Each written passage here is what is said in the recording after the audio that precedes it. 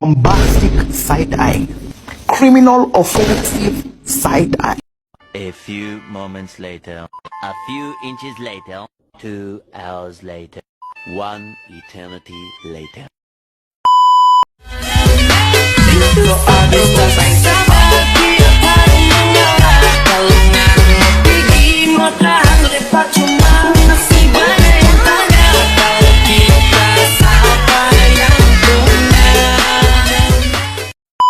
Kenalkan, nama saya Nabila Dukirna Putri dari Prodi Pendidikan Bahasa dan Sastra Indonesia.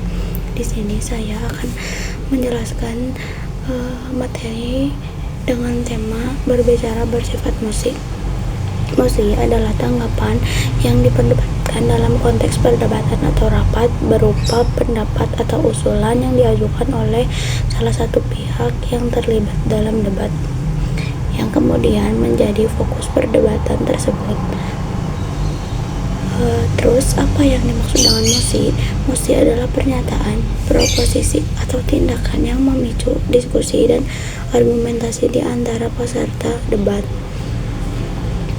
Musik menawarkan sudut pandang atau pendapat tertentu yang memerlukan pembelaan dan penentangan.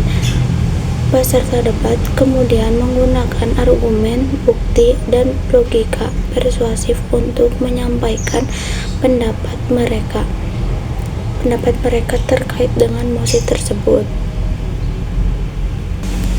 Musik menjadi sarana merangsang pemikiran kritis, membahas isu-isu yang relevan, dan mencapai pemahaman yang lebih mendalam tentang suatu masalah. Musik memiliki ciri yang paling khas yang pasti memuat solusi. Artinya, musik tidak hanya mengidentifikasi hingga menanggapi masalah atau peristiwa yang menjadi fokus debat, tetapi juga mengusulkan solusi atau tindakan yang dianggap tepat untuk mengatasi masalah tersebut. Dalam perdebatan, musik yang menyajikan solusi memberikan arah dan tujuan yang jelas bagi para peserta debat. Ada syarat musik.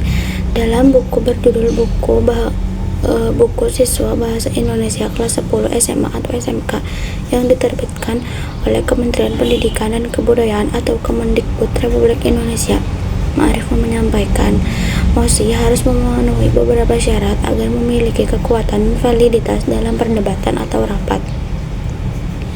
Di antaranya yang pertama, musik harus disusun dengan kesederhanaan, artinya pernyataan harus mudah dipahami oleh semua pihak yang terlibat. Kedua, kejelasan juga menjadi syarat penting di mana musik harus menyampaikan maksud dan tujuannya secara tegas dan jelas.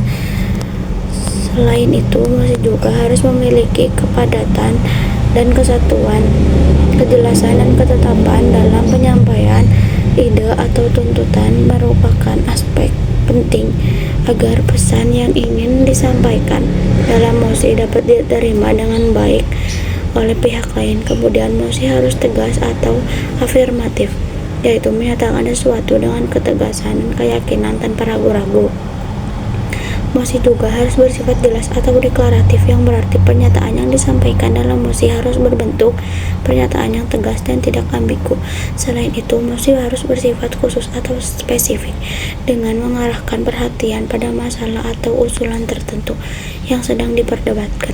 Pernyataan dalam musik juga harus bebas dari prasangka atau bias, sehingga dapat mencerminkan objektivitas dan keadilan. Terakhir, musik harus didukung oleh tanggung jawab memberikan bukti yang memuaskan. Artinya, pihak yang menyampaikan musik harus memberikan argumen, data, atau bukti yang kuat untuk mendukung pernyataan yang mereka ajukan. Dengan memenuhi semua syarat-syarat tersebut, musik dapat menjadi landasan yang kuat dalam perdebatan atau rapat, serta membantu mencapai tujuan komunikasi yang diharapkan. Fungsi musik debat. Dalam debat, musik memiliki fungsi yang sangat penting karena musik digunakan sebagai topik atau hal yang diperdebatkan oleh afirmatif dan oposisi. fungsi mosi debat. Yang pertama, sebagai penentu isi dan arah dari suatu debat. Yang kedua, menemukan solusi lewat pemaparan pendapat dari kedua belah pihak, yakni tim afirmatif dan oposisi. Yang ketiga, membatasi topik yang dibahas agar tidak melebar atau tetap berfokus pada inti masalahnya. Yang keempat, mempertahankan argumen yang disampaikan oleh tim pro dan kontra. Contoh mosi debat dilansir dari buku Menulis Teks Debat 2020 oleh Lisiti Salama Az-Zahra. Mosi debat bisa diketahui dari judul atau pendapat yang disampaikan oleh kedua belah pihak yang sedang berdebat.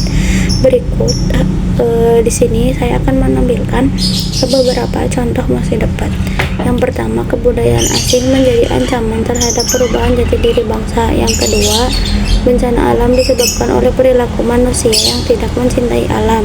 Yang ketiga, minimnya sarana dan prasarana di bidang pendidikan berpengaruh pada prestasi siswa. Yang keempat, hukuman mati pada pelaku kekerasan seksual. Yang kelima, vaksin booster apakah memang diperlukan? Itu tadi adalah contoh-contoh mosi. Terus di sini saya akan memaparkan contoh mosi dengan judul booster vaksin COVID-19 apakah perlu? Pertama, moderator.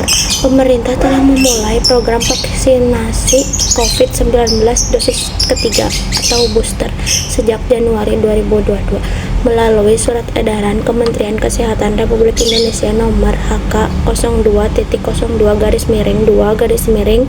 HK02-2-2-252-2022 tentang vaksinasi COVID-19 dosis lanjutan atau booster. Program vaksinasi booster ini diberikan kepada masyarakat dengan usia 18 tahun ke atas dan telah mendapatkan vaksin kedua dengan jangka waktu lebih dari 6 bulan. Lalu, pentingkah pemberian vaksinasi booster COVID-19 ini? Tim afirmasi. Pemberian vaksinasi booster COVID-19 tentu sangat penting. Vaksinasi lanjutan ini bertujuan untuk meningkatkan antibodi terhadap virus COVID-19. Menurut sebuah hasil penelitian, antibodi akan menurun setelah 6 bulan mendapatkan vaksinasi COVID-19 dosis primer. Vaksinasi booster juga berguna untuk mengantisipasi apabila tubuh tidak merespon 2 dosis pertama yang diterima. Hal ini berdasarkan fakta bahwa ada orang yang memiliki kondisi gangguan imun serius dan tidak menerima dengan baik 2 dosis awal. Selain itu, seiring dengan berjalannya waktu, kekebalan yang terbentuk mulai berkurang, menurun, atau bahkan menurun drastis. Fakta yang ada saat ini bukti menunjukkan vaksin bertahan dengan sangat baik untuk melindungi dari penyakit parah, rawat inap, atau bahkan kematian. Dengan begitu, pemberian vaksinasi booster ini sangat penting selama kita menghadapi pandemi COVID-19. Tim oposisi. Ya, memang pemberian vaksinasi COVID-19 memang penting dilakukan saat kita masih menghadapi pandemi, tetapi kami rasa pemberian vaksinasi dosis lanjutan ini tidak terlalu penting bagi masyarakat. Menurut European Medicine Agency, vaksin booster bukanlah cara yang tepat untuk menangani pandemi. Terlalu banyak suntikan vaksin COVID-19 dapat mempengaruhi sistem kekebalan tubuh dan malah membuat kita lebih sering sakit. Lebih lagi, jika sudah banyak masyarakat yang sudah divaksin 2 kali dan pernah terkena COVID-19, lama-kelamaan akan terbentuk herd immunity. Dengan begitu, kita akan beradaptasi dengan adanya virus ini, bukannya terus menghalanginya dengan vaksin, karena virus akan terus bermutasi. Tim netral. Vaksin booster COVID-19 sangat penting dilakukan untuk mencegah kita dari mutasi virus corona. Terlebih, performa 2 dosis sebelumnya akan menurun seiring berjalannya waktu. Akan tetapi, terbentuknya herd immunity juga sangat perlu diperhatikan mengingat sudah banyaknya warga masyarakat yang divaksin dan pernah terkena virus tersebut. Jadi itu tadi contoh mosi yang saya paparkan dengan judul booster vaksin COVID-19 apakah perlu? Terima kasih. Sekian dari saya. Wassalamualaikum warahmatullahi wabarakatuh.